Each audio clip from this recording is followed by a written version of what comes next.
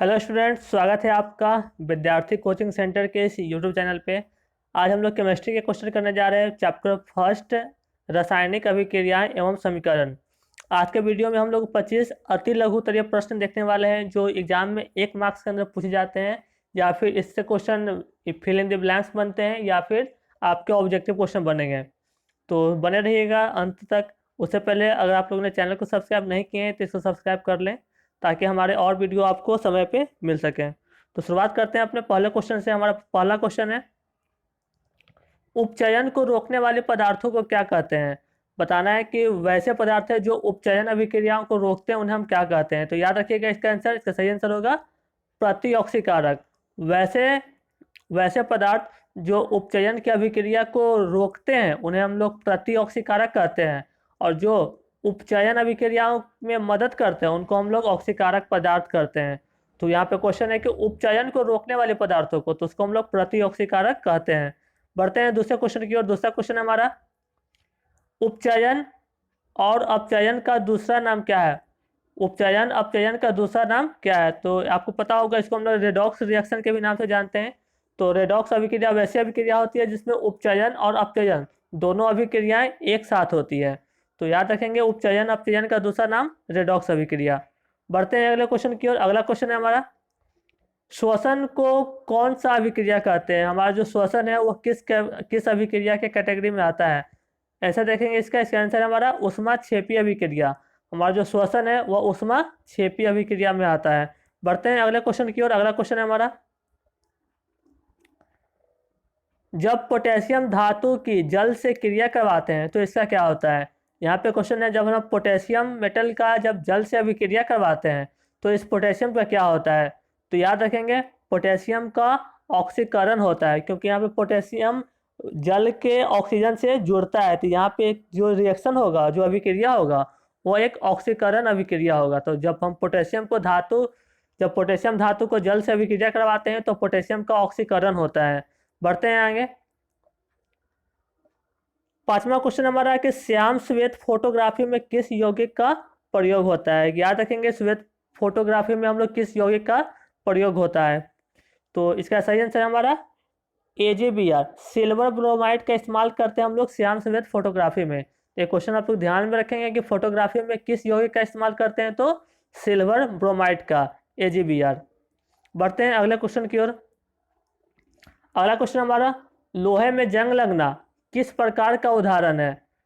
आपको पता होगा, लोहे में जंग लगना एक संक्षारण का उदाहरण है। अगर हम लोग लोहे को अच्छे से केयर नहीं करेंगे तो उसमें जंग लग जाता है, जिसको हम लोग संक्षारण के नाम से भी जानते हैं। अगला क्वेश्चन है हमारा, मैग्नीशियम का वायु में जलना है। आंसर देखें, इसका सही आंसर है ऑक्सीकरण। जब मैग्नीशियम वायु में जलता है तो वायु में जलने के करने का मतलब हो गया कि मैग्नीशियम ऑक्सीजन से जुड़ता है, और जो भी सब्सटेंस जब ऑक्सीजन से जुड़ता है तो उस रिएक्शन को हम लोग ऑक्सीकरण रिएक्शन कहते हैं। तो यहाँ पे मैग्नीशियम का ऑक्सीकरण होता है। तो याद रखेंगे, मैग्नीशियम का वायु में जलना, इसका मतलब मैग्नीशियम का ऑक्सीकरण होना होता है। बढ़ते हैं अगले क्वेश्चन की ओर। अगला क्वेश्चन है हमारा, जब बिना बुझे चूने को जल में मिलाते हैं तो क्या बनता है। तो याद रखेंगे, जब बिना बुझे चूने को जल में मिलाएंगे तो वो बुझा हुआ चूना हो जाएगा। याद रखेंगे इसका आंसर, जब बिना बुझे हुए चूने को जल में मिलाएंगे तो वो बुझा हुआ चूना हो जाएगा। इसका फॉर्मूला आप लोग आंसर में कमेंट करेंगे। अगला क्वेश्चन हमारा, किसी रासायनिक समीकरण को संतुलन किस आधार पर किया जाता है। किसी रासायनिक अभिक्रियाओं को जो हम लोग संतुलन करते हैं वह किस आधार पर करते हैं, क्या देख के किया जाता है। तो याद रखेंगे, हम लोग जब भी किसी रासायनिक अभिक्रियाओं को समीकरण को संतुलित करते हैं तो उनके द्रव्यमान संरक्षण के नियम पर करते हैं। द्रव्यमान संरक्षण का नियम से हमको पता है कि जितना भी रिएक्टेंट होंगे उनका द्रव्यमान और जितना प्रोडक्ट हमको मिलेगा उसका द्रव्यमान, दोनों का द्रव्यमान बराबर होता है। इसलिए हम लोग रिएक्शन के दोनों तरफ के एटम को बराबर करते हैं। बढ़ते हैं अगले क्वेश्चन की ओर। अगला क्वेश्चन है हमारा,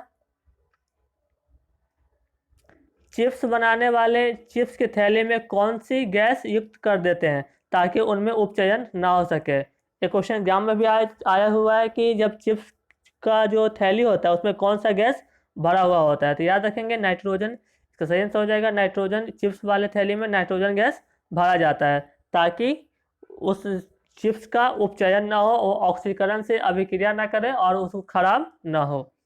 बढ़ते हैं अगले क्वेश्चन की ओर। अगला क्वेश्चन है हमारा पोटेशियम क्लोरेट। पोटेशियम क्लोरेट का फॉर्मूला आप लोग याद रखेंगे, KClO3 को गर्म करने पर कौन सी गैस मिलती है। जब हम लोग KClO3 को गर्म करते हैं तो कौन सी गैस मिलती है, तो याद रखिएगा इसका आंसर हमको ऑक्सीजन मिलती है। तो पोटेशियम क्लोरेट को गर्म करने पर ऑक्सीजन गैस निकलती है। बढ़ते हैं अगले क्वेश्चन की ओर। अगला क्वेश्चन हमारा संक्षारण के तांबे पर किस प्रकार का रंग चढ़ जाता है। जब तांबे का संक्षारण होता है तो उस पर कौन सा रंग चढ़ जाता है, तो याद रखें इसका आंसर। इसका सही आंसर है हमारे पास हरे रंग की परत चढ़ जाती है। जब तांबे का संक्षारण होता है तो उस पर हरे रंग की परत चढ़ जाती है। जब चांदी का संक्षारण होता है तो उस पर काले रंग की परत चढ़ जाती है। और जब हम लोग लोहे का संक्षारण होता है तो उसके ऊपर भूरे रंग की परत चढ़ जाती है, जिसको हम लोग जंग कहते हैं। बढ़ते हैं अगले क्वेश्चन की ओर। अगला क्वेश्चन है हमारा चिप्स की थैलियों में कौन सी गैस मिलाई जाती है, तो अभी आपको पता है इसका सही आंसर है नाइट्रोजन। आगे देखते हैं अगला क्वेश्चन। अगला क्वेश्चन है हमारा शरीर में भोजन का पाचन कैसी अभिक्रिया है। याद रखेंगे शरीर में भोजन का पाचन कैसी अभिक्रिया है, तो जब भी हम लोग खाना खाते हैं तो खाना पेट में जाके छोटे छोटे पार्ट में टूटता है और डिकम्पोज होता है। इसी को हम लोग डिकम्पोजिशन रिएक्शन भी कहते हैं। हिंदी में इसको हम लोग क्या कहते हैं, वियोजन अभिक्रिया कहते हैं। वैसी अभिक्रिया जिसमें कोई पदार्थ दो या फिर दो से ज़्यादा टुकड़ों में टूट जाता है उसको हम लोग वियोजन अभिक्रिया कहते हैं। तो शरीर में भोजन का पचना भी एक तरह का वियोजन अभिक्रिया होगा। बढ़ते हैं अगले क्वेश्चन की ओर। नेक्स्ट क्वेश्चन है हमारा उस अभिक्रिया का नाम बताएं जिसमें एक पदार्थ ऑक्सीकृत होता है जबकि दूसरा पदार्थ अवकृत होता है। वैसा अभिक्रिया जिसमें एक पदार्थ ऑक्सीजन से जुड़ता है और दूसरा पदार्थ ऑक्सीजन से हटता है, तो याद रखेंगे इसको हम लोग रेडॉक्स रिएक्शन कहते हैं। इसमें दोनों अभिक्रिया एक साथ होती है, ऑक्सीकरण अभिक्रिया भी और अवकरण भी अभिक्रिया भी, अपचयन अभिक्रिया भी और उपचयन अभिक्रिया भी, दोनों अभिक्रिया एक साथ होती है, इसलिए इसको हम लोग रेडॉक्स अभिक्रिया के नाम से जानते हैं। तो वैसी अभिक्रिया जिसमें पदार्थ का ऑक्सीकृत होता है जबकि दूसरे पदार्थ का अवकृत होता है, ये कौन सी अभिक्रिया है, तो ये रेडॉक्स अभिक्रिया है। बढ़ते हैं आगे अगले क्वेश्चन की ओर। अगला क्वेश्चन है हमारा उस अभिक्रिया का नाम बताएं जिसमें दो अभिकारक आयनों का अदला बदली करते हैं। उस अभिक्रिया का नाम बताना है जिसमें दो अभिकारक आयनों का अदला बदली करते हैं। तो वैसी अभिक्रिया जिसमें दो आयन का आदान प्रदान होता है उसको हम लोग द्वितीय विस्थापन अभिक्रिया कहते हैं। तो द्वितीय विस्थापन अभिक्रिया वैसी अभिक्रिया है जिसमें दो पदार्थ अपने आयनों का आदान प्रदान करते हैं, अदला बदली करते हैं। बढ़ते हैं आगे अगले क्वेश्चन की ओर। अगला क्वेश्चन हमारा अभिकारकों एवं उत्पादों के सूत्रों के रूप में किसी अभिक्रिया के व्यंजन को क्या नाम दिया जाता है।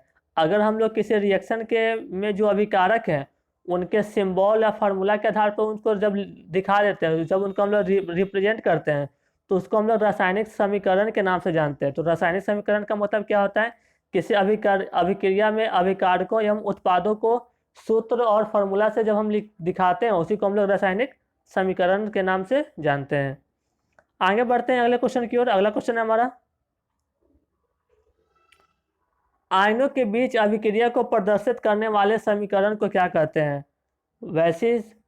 वैसे समीकरण जो आयनों के बीच अभिक्रिया को दिखाते हैं उसे हम लोग किस प्रकार का समीकरण कहते हैं, तो उसको हम लोग कहते हैं आयनिक समीकरण।